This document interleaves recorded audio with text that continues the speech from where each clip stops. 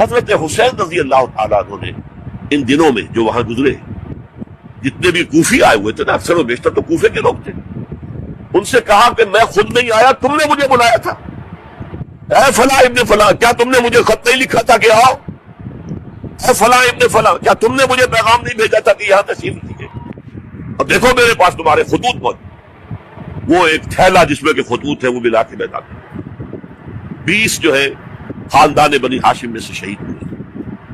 حضرت حسین رضی اللہ تعالیٰ عنہ کا ایک بہت ہی انفنٹ چھوٹا بچہ وہ بھی شہید، باقی سب مرد، تمام مرد سوائے ایک حضرت حسین کے بیٹے حضرت علی بن حسین زین العابدین کہلائے بعد میں، وہ بیمار تھے، وہ جنگ میں حصہ نہیں لے سکتے تھے، وہ بچ گئے۔ صرف یہ ہے 10 محرم الحرام اور سن 61 ہجری میں حضور کے نواسے، اور جن کے بارے میں حضور نے فرمایا سیدہ شباب اہل الجنہ، حضرت حسین شہید۔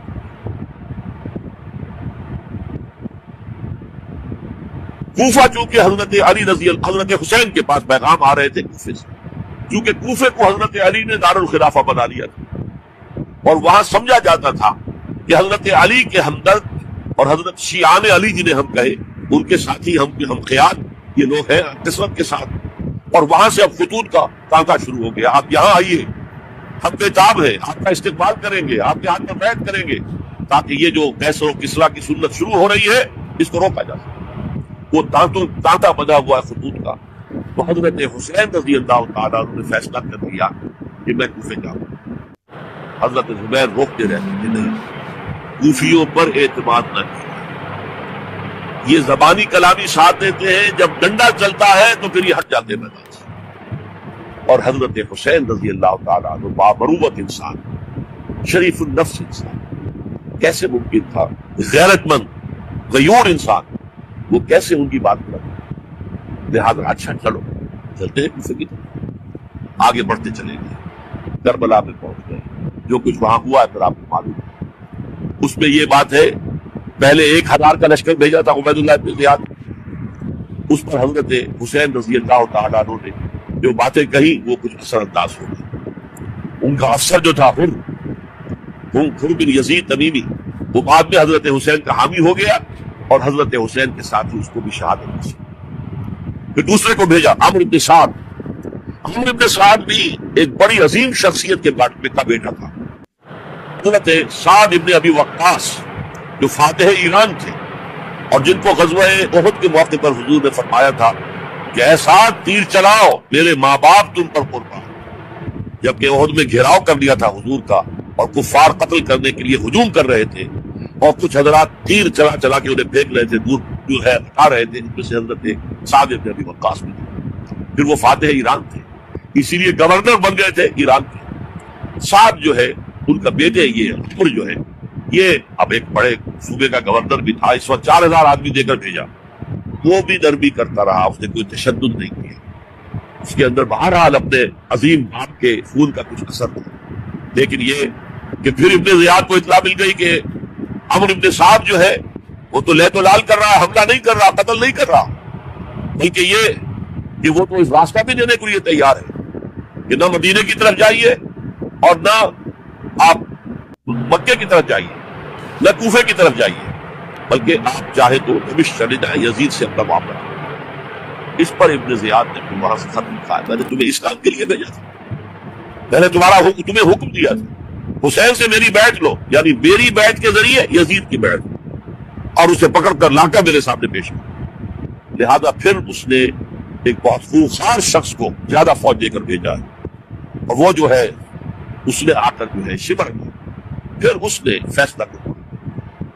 حضرت حسین رضی اللہ تعالیٰ عنہ نے ان دنوں میں جو وہاں گزرے، جتنے بھی کوفی آئے ہوئے تھے نا، اکثر و بیشتر تو کوفے کے لوگ تھے، ان سے کہا کہ میں خود نہیں آیا، تم نے مجھے بلایا تھا، اے فلاں ابن فلاں، کیا تم نے مجھے خط نہیں لکھا تھا کہ آؤ؟ اے فلاں ابن فلاں، کیا تم نے مجھے پیغام نہیں بھیجا تھا کہ یہاں تشریف لیجیے؟ دیکھو میرے پاس تمہارے خطوط موجود، وہ ایک تھیلا جس میں کہ خطوط ہے وہ بھی لا کے میدان میں۔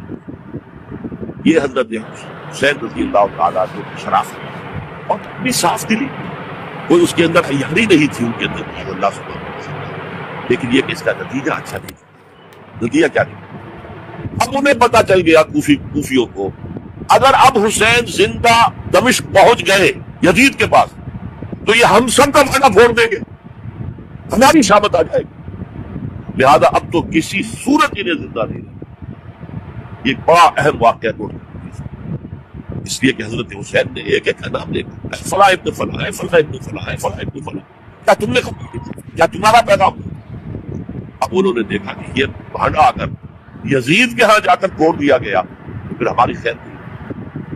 یہی وجہ ہے حضرت حسین کو شہید کرنے کے بعد، یہ نوٹ کر لیجئے، 72 آدمی تھے کل، جس کو کہہ لیں لشکر حضرت حسین کا رسیدہ، ان میں سے 20 خاندان بنی ہاشم کے چشمے تھے۔ بڑی بہادری سے ایک نے لڑ بہت سو کو مانگا، یقاتلون فی سبیل اللہ فیقتلون و یقتلون، قتل کر بھی رہے تھے، قتل ہو رہے تھے، ایک ایک کر کے قتل ہو رہے تھے، شہید ہو رہے تھے۔ 20 جو ہے خاندان بنی ہاشم میں سے شہید ہوئے۔ حضرت حسین رضی اللہ تعالیٰ عنہ کا ایک بہت ہی انفنٹ چھوٹا بچہ وہ بھی شہید ہوا۔ باقی سب مرد، تمام مرد، سوائے ایک حضرت حسین کے بیٹے حضرت علی بن حسین زین العابدین کہلائے بعد میں، وہ بیمار تھے، وہ جنگ میں حصہ نہیں لے سکتے تھے، وہ بچ گئے صرف۔ اچھا، حضرت حسین شہید ہو گئے، یہ ہے 10 محرم الحرام سن 61 ہجری۔ کیا مطلب ہے؟ حضور کے انتقال کے ٹھیک 50 برس بعد سن 11 ہجری میں حضور کا انتقال، اور سن 61 ہجری میں حضور کے نواسے، اور جن کے بارے میں حضور نے فرمایا سیدہ شباب علی حضرت حسین شہید۔ اور اس کے بعد اس لشکر نے خیموں کو آگ لگا دی۔ یہاں نقطہ سمجھ لیجیے، آگ کیوں لگائی؟ انہیں معلوم تھا ہمارے خلاف ڈاکومنٹری پروف موجود ہے وہاں پر، وہ ہمارے خطوط کے تھیلے وہاں موجود ہیں، اگر وہ باقی رہ گئے تو ہماری شامت آ جائے گی، ہمیں تاکہ وہ ریکارڈ جو ہے وہ تلف ہو جائے، سارے خطوط جو ہے وہ جل جائیں، تاکہ ان کے خلاف ثبوت باقی نہ رہے۔ یہ عظیم سانحہ کربلا ہے